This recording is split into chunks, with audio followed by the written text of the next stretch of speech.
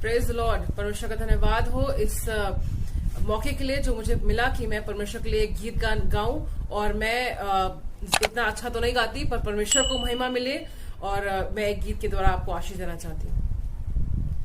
हर दिन नई आशा का संदेश सुनाता है, हर पल जो गुजर जाता वापस नहीं आता है। हर दिन नई आशा का संदेश सुनाता है, हर पल जो गुजर जाता वापस नहीं आता है।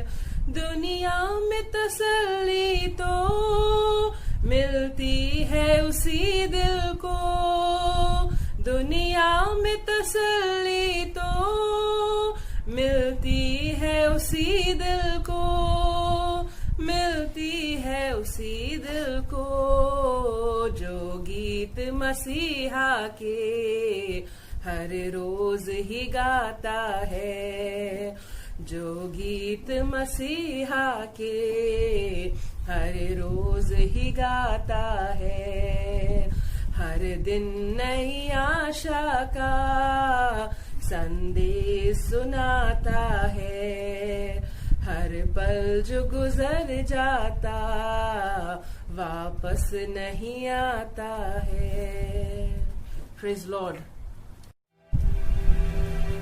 Praise Lord. जैसा कि गीत हमने सुना, हर दिन नई आशा का संदेश सुनाता है, हर पल जो गुजर जाता वापस नहीं आता है। वाकई में ये गुजरता हुआ पल हमें हर बार यही बताता है कि हमारा ये अंत के दिन चल रहे हैं और हमें अपनी तैयारी को पूरा रखना है, हमें अपनी इस लड़ाई के लिए हमेशा तत्पर रहना है।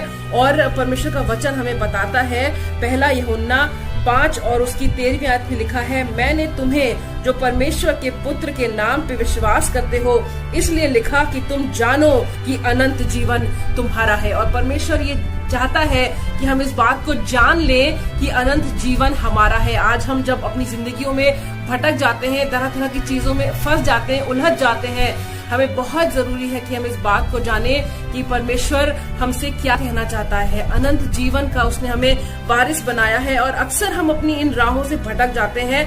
प्रकाशित वाक्य चैप्टर 2 और उसकी 29 वर्ष में लिखा है, जिनके कान हो वो सुन ले कि आत्मा कलीसियाओं से क्या कहता है। आज आत्मा हमसे बातें करना चाहता है पर हम उसकी सुनना नहीं चाहते। हम कई दफा सोचते तो हैं कि हम सुने पवित्र आत्मा को, हम सुने परमेश्वर के वचन को, लेकिन हमारी जिंदगी, हमारी भागदौड़, ये गुजरता हुआ लम्हा हमें थाम के नहीं बैठा पाता कि हम उस वचन को ग्रहण करें, उन बातों को सीखें जो हमें अनंत जीवन से दूर कर रही हैं। हमें जरूरत है इस बात को जानने की कि परमेश्वर हमसे क्या चाहता है। और यही परमेश्वर का वचन भी हमें सिखाता है कि हमें सुनने वाले कान लाने हैं ताकि हम सुन सके कि परमेश्वर का वचन हमसे क्या कहना चाहता है।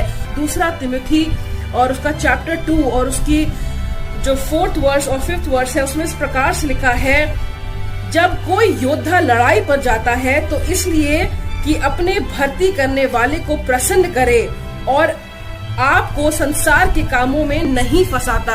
ये 4th वर्स में लिखा हुआ है कि जब कोई योद्धा लड़ाई करने के लिए जाता है, हम अपनी इंडियन आर्मी को भी देखते हैं, उन लोगों को अलग ट्रेनिंग दी जाती है, दूर रखा जाता है। और जो ये फैसला करते हैं या बच्चे जो एग्जाम की तैयारी करते हैं उस टाइम पे अपने आप को दूसरी चीजों में नहीं फंसाते ताकि अपने टीचर को प्लीज कर सके या अपने प्रिंसिपल को खुश कर सके, अपने माँ बाप को खुश कर सके। और वही परमेश्वर के वचन में लिखा है कि जब कोई योद्धा तैयारी कर रहा होता है लड़ाई की, तो वो ऐसे तैयारी करता है, अपने आप को संसार की चीजों में नहीं फंसाता ताकि अपने भर्ती करने वाले को प्रसन्न कर सके। आज हमें भी ये सब सीखने की जरूरत है कि हमको किसने बुलाया है, हमको किसने भर्ती किया है। हम मसीह के फौजी हैं, मसीह की फौज है और हमें जरूरत है कि हम अपने आप को इन संसार की चीजों में ना उलझाएं, इन संसार की बातों में अपने आप को ना उलझाएं। इसकी 5th वर्स में लिखा है, फिर अखाड़े में लड़ने वाला यदि विधि के अनुसार ना लड़े तो मुकुट नहीं पाता। आज हमारी लड़ाई जो शैतान के खिलाफ है इस दुनिया में, जो संसार के खिलाफ है, हमें इस बात को सीखने की जरूरत है कि अगर हम पूरी युक्ति के साथ या पूरी तरीके से पूरी विधि विधान के साथ नहीं लड़ेंगे तो हम वो मुकुट प्राप्त नहीं कर पाएंगे, हम अपनी लड़ाई को जीत नहीं पाएंगे, वो दौड़ जो हम दौड़ रहे हैं वो हम पूरी नहीं कर पाएंगे। आज हमको इस बात को जानने की जरूरत है कि हम अपने कानों को खोलें, अपने हृदय को खोलें, ताकि हम परमेश्वर के लिए अपने आप को अवेलेबल कर सके, उन बातों को सीखने के लिए अपने आप को अवेलेबल कर सके, उन युक्तियों को जान सके जो हम इस संसार की बातों से अपने आप को दूर रखने के लिए इस्तेमाल कर सकते हैं, जो हम परमेश्वर की उपस्थिति में और आगे बढ़ने के लिए इस लड़ाई में या इस एग्जाम में पास होने के लिए हम यूज कर सकते हैं। और हम अगर उस विधि विधान के अनुसार नहीं लड़ाई करेंगे तो हम अपना मुकुट प्राप्त नहीं कर पाएंगे। हमें बहुत जरूरत है कि हम इस बात को आज जाने, आज इस बात को सीख लें कि हम एक दौड़ को दौड़ रहे हैं।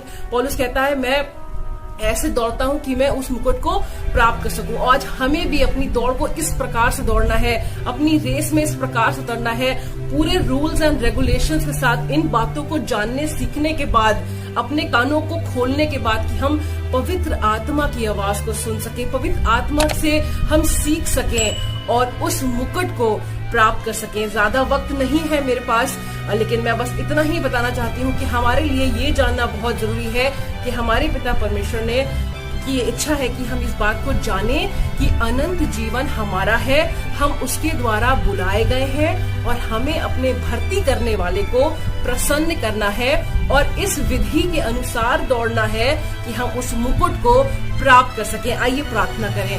Thank you Jesus. प्यारे पिता परमेश्वर, हम आपको धन्यवाद करते हैं आपकी सब आशीषों के लिए, बरकतों के लिए।